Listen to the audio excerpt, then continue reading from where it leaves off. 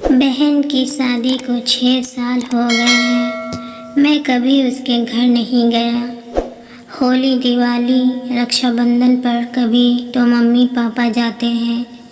मेरी बीवी एक दिन मुझे कहने लगी, आपकी बहन जब भी आती है उसके बच्चे घर के हाल बिगाड़ कर रख देते हैं। खर्च डबल हो जाता है और तुम्हारी माँ हमसे छुप छुपा कर कभी उसको साबुन की पेटी देती है, कभी कपड़े, कभी सर्फ के डब्बे और कभी कभी तो चावल का थैला भर देती है।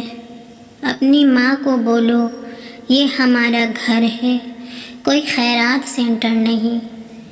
मुझे बहुत गुस्सा आया। मैं मुश्किल से खर्च पूरा कर रहा हूँ और माँ सब कुछ बहन को दे देती है।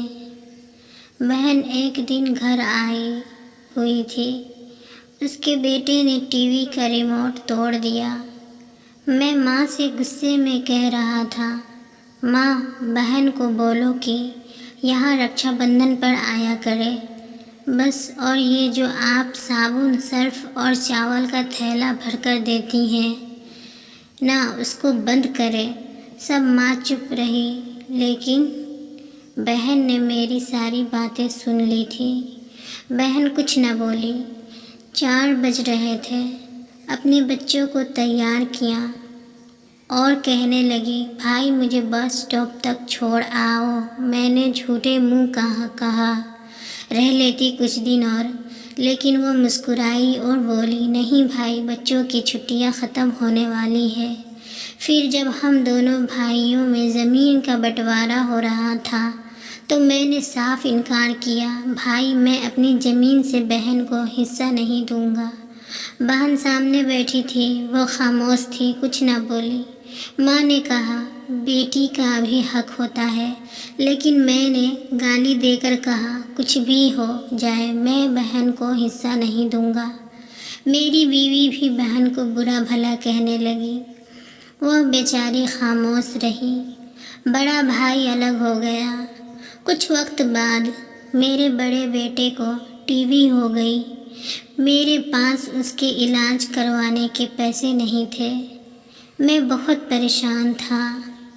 1 लाख रुपया कर्ज भी ले लिया था। मैं बहुत परेशान था। कमरे में अकेले बैठा अपने हालात पर रो रहा था। उस वक्त वही बहन घर आ गई। मैंने गुस्से से बोला, अब ये आ गई है मनहूस। मैंने बीवी को कहा, कुछ तैयार करो बहन के लिए, तो बीवी मेरे पास आ गई। कोई ज़रूरत नहीं है कुछ भी पकाने की इसके लिए। फिर 1 घंटे बाद वो मेरे पास आई। भाई परेशान हो? बहन ने मेरे सर पर हाथ फेरा। बड़ी बहन हूँ तुम्हारी, अब देखो मुझसे भी बड़े लगते हो। फिर मेरे करीब हुई, अपने पर्स से सोने की कंगन निकाले, मेरे हाथ में रखे और आहिस्ता से बोली, पागल तू ऐसे ही परेशान होता है। ये कंगन बेचकर अपना खर्चा कर, बेटे का इलाज करवा। शकल तो देख जरा, क्या हालत बना रखी है तुमने। मैं खामोश था, बहन की तरफ देखे जा रहा था।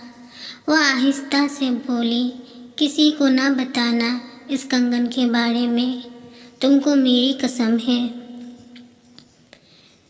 मेरे माथे पे बोसा किया और 1000 रुपये मुझे दिया, जो 150 के नोट थे। शायद उसकी जमा पूंजी थी।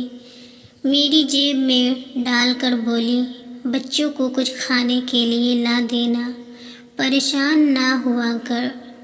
जल्दी से अपना हाथ मेरे सर पे रखा। देख तेरे बाल सफ़ेद हो गए। वो जल्दी से जाने लगी। उसके पैरों की तरफ मैं देखा, टूटी हुई जूती पहनी थी, पुराना सा दुपट्टा ओढ़ रखी थी। जब भी आती थी वही दुपट्टा ओढ़ कर आती। हम भाई कितने मतलब परस्त होते हैं, बहनों को पल भर में बेगाना कर देते हैं।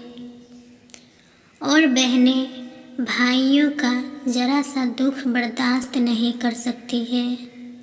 वो हाथ में कंगन पकड़े जोर जोर से रो रहा था। उसके साथ मेरी आंखें भी नम थी।